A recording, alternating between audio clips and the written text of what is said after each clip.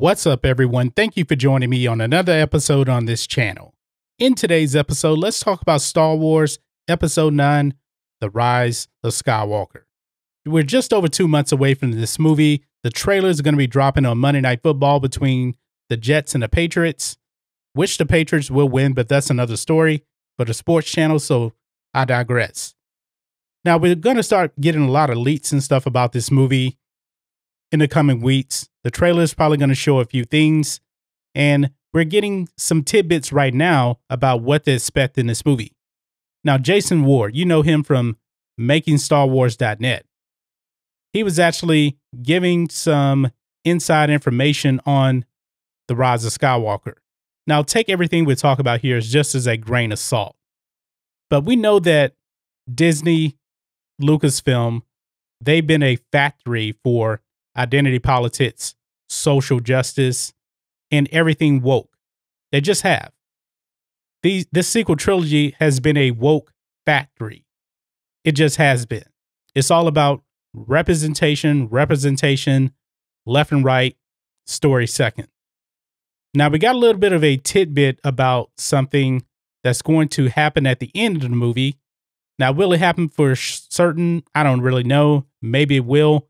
But I think this is probably just about right, because I think this kind of fits into Lucasfilm's forced diversity.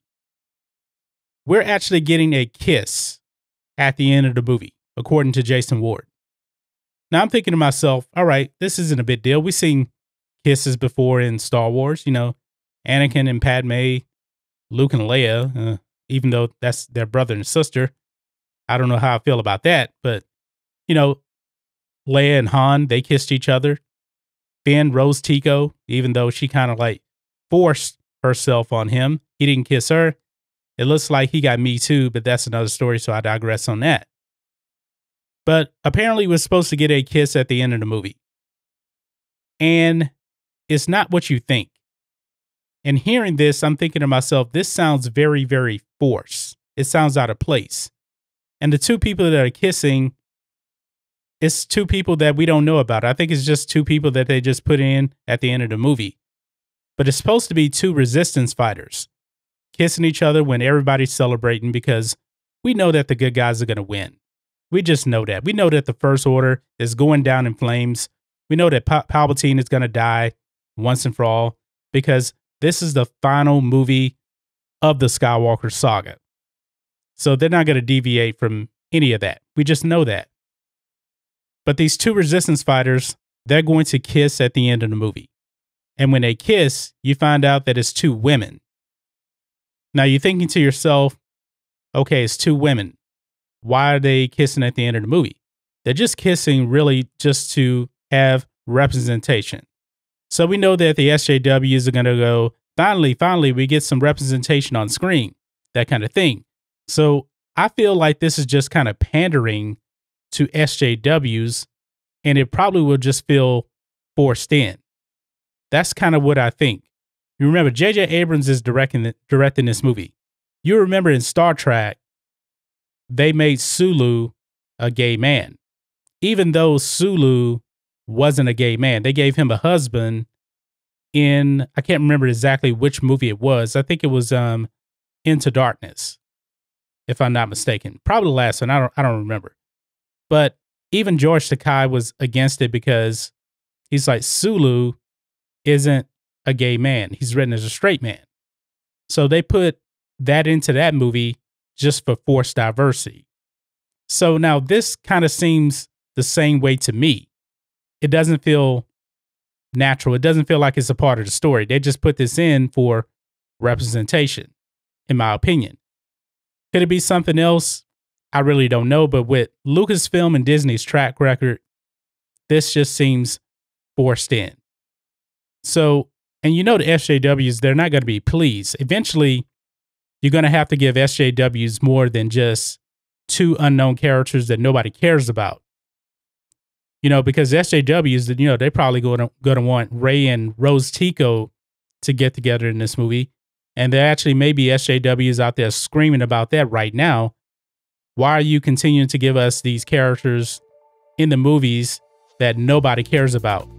why don't you make a major character in Star Wars a part of the LGBT community? Why don't you make Rey and Rose Tico lesbians?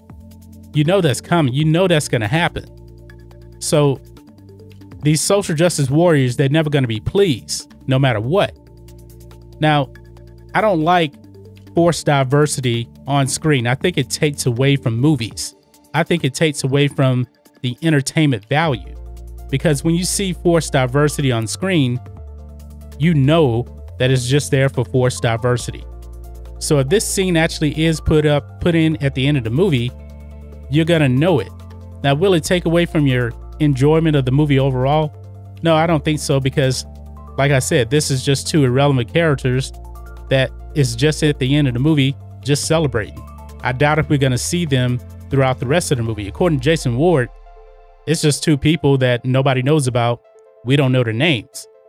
But knowing Disney and Lucasfilm, you know, they'll probably give this whole backstory, come out with some comic book talking about the romance of these two resistance fighters. But as far as the movie goes, it's just kind of forced in. You know, J.J. Abrams was a part of that Star Trek thing with Sulu, if I'm not mistaken. It feels a lot like that to me. It feels out of place, if you ask me. Now, I'm all for diversity in movies. Diversity is a very, very good thing. But forced diversity is the problem. That is the major problem. I think Star Wars Episode 9 has bigger fish to fry than this. Because we already know that this movie is coming off The Last Jedi, and The Last Jedi was awful. It did a lot of damage to the brand. Now, I don't know how fans are actually going to take this on screen when they actually see this or not. I really don't know. This would be something that we never seen in a Star Wars movie before. Now, parents taking their kids to see a Star Wars movie, I don't know how they're going to feel about this. I really don't. This isn't something that we've ever seen before in a Star Wars movie before.